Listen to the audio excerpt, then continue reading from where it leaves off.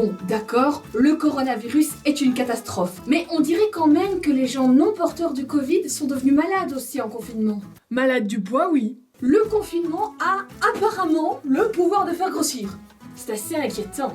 Mais vu que tous les scientifiques sont centrés sur les malades du corona dans les hôpitaux, moi j'ai décidé de me concentrer sur les malades du poids en confinement, chez eux. C'est-à-dire nous. C'est en mars 2020 que le monde médical a pu découvrir que le confinement était un antécédent de la prise de poids.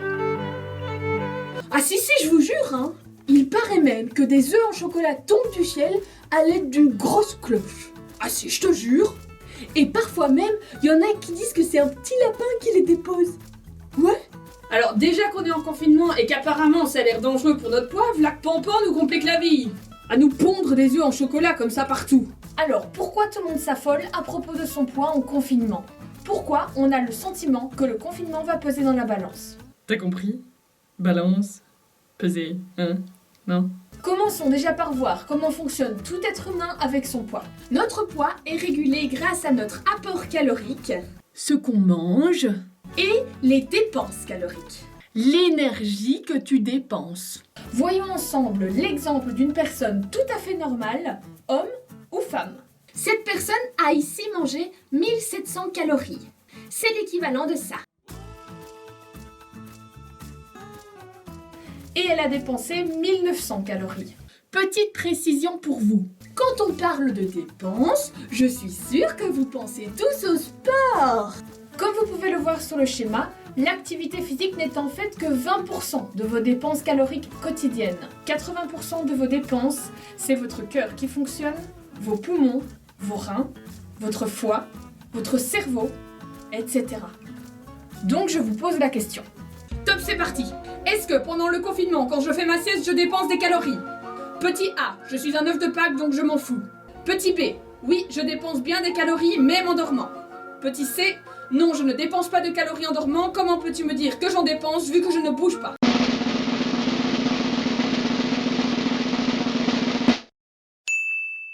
Si tu as répondu A ou C, c'est dommage, c'était la B. Oui, Même en restant assis sur ton canapé, tu dépenses des calories. Parce que tu n'es pas mort. Nous fonctionnons comme une voiture avec les clés sur le contact. Si la voiture est à l'arrêt et que le moteur tourne, l'essence se consomme quand même. Et si on laisse tourner le moteur, il va y avoir la panne sèche. Mais évidemment, la voiture consomme plus vite l'essence si elle roule vite sur l'autoroute. Nous fonctionnons de la même façon. Sauf que nous, c'est pas essence notre carburant. C'est calories. Ouais, bonjour, vous venez pour faire le plein? Et vous voulez tenir combien de temps? 30 minutes? Le temps d'aller faire les courses?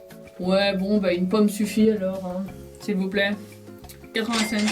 Et vous, c'est un plein pour combien de temps? 3 heures? Ouais, bah un petit sandwich ton maillot et un dessert, ça ira, hein. 8 € s'il vous plaît. Et vous voulez tenir jusque quand? Quoi? Jusqu'à la fin du confinement? Bon, bah alors pour vous, ce sera papier toilette. Hop, et passe. Voilà. 1580 € s'il vous plaît. Bah quoi, c'est des denrées rares monsieur aujourd'hui, hein?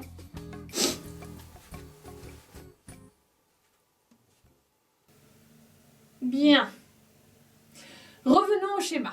Regardez-le bien. Sans rien vous dire, je vous lance un challenge. Top, c'est parti. Si une personne en un jour mange 1700 calories et en dépense 1900, petit A, elle prend du poids. Petit B, elle perd du poids. Petit C, elle stabilise son poids.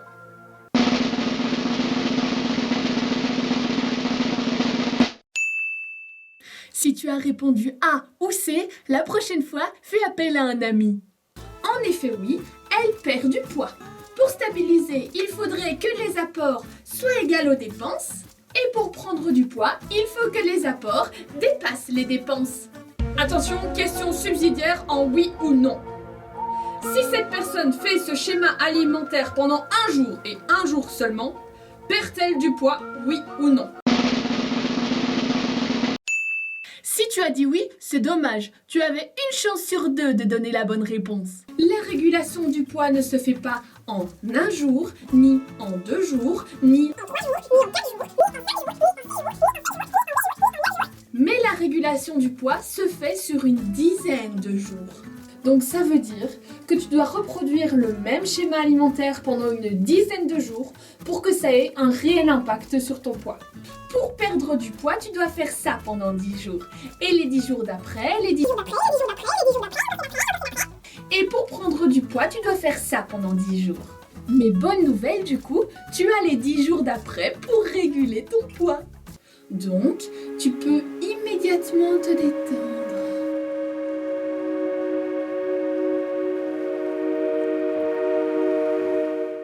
Quand un jour tu fais un apéro Skype, que le lendemain tu te fais un repas tout préparé et que le jour d'après tu te fais livrer un restaurant, ça fait 3 jours sur 10. Impact sur ton poids, 0. Stop! Je t'entends penser jusqu'ici. Mais du coup, si j'ai bien compris, je fais bien de compter mes calories alors. Comme ça, je sais exactement ce que je mange, donc je connais parfaitement mes apports. Du coup, j'ai qu'à m'apporter moins que ce que je dépense pour perdre du poids. Ah mais je connais pas ce que je dépense. Mais en moyenne, on dit qu'une femme, elle dépense 1900 calories par jour. Donc j'ai qu'à m'apporter moins. Et en plus de ça, j'ai qu'à faire du sport pour dépenser plus. Pour être sûr que quand je craque, ça n'a aucun impact. C'est facile. Tu peux immédiatement aller courir après le lapin de Pâques. Allez, va chercher. Cherche. C'est bien. Va chercher. Comment fait-on alors si on ne sait pas calculer? Parce que oui, si tu n'avais pas bien compris le passage d'avant, tu ne peux pas calculer correctement tes apports caloriques. Et encore moins tes dépenses. Même ta super montre connectée, elle ne sait pas faire ça. Alors qui peut faire ce calcul? Ton corps. Ton corps peut faire ce calcul tout seul, comme un grand. Il suffit de l'écouter. Oui, estomac, ici le corps. Actuellement, nos apports sont vraiment trop inférieurs à nos dépenses. Bah oui, mais en même temps, elle arrête pas de manger que des fruits et des légumes et elle va tout le temps faire du sport. Oui, exactement, oui, tu peux lancer un signal? Merci beaucoup.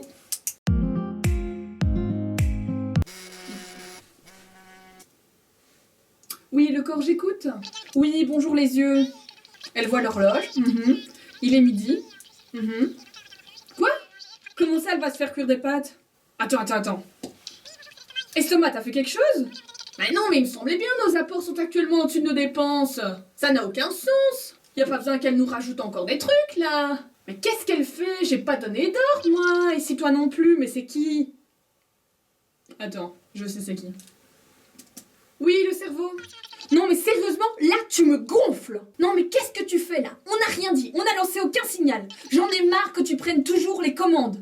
Laisse-moi faire, c'est moi qui dois diriger ça. Parce qu'après, elle fait n'importe quoi. Elle mange n'importe quand. Ben oui, et après tu t'étonnes qu'on prend du poids. Ah, les petites pensées de culpabilité, ben ça c'est pour ta pomme ça, bien fait. T'as qu'à pas le faire. Pour réguler ton poids, il faudra donc écouter ton corps. Avoir une alimentation intuitive plutôt qu'une alimentation raisonnée, contrôlée mentalement. Sinon, c'est le bordel. Alors pour ça, ensemble, les prochaines fois, nous allons aborder les sujets suivants. Comment retrouver et écouter nos sensations alimentaires comme la faim, la satiété et le rassasiement. Comment manger en toute sécurité, sans culpabilité et sans la peur du manque. Manger selon ses envies et en éprouvant du plaisir. Et porter attention à ce qu'on mange. Il y a encore plein de choses à aborder dans les prochaines vidéos.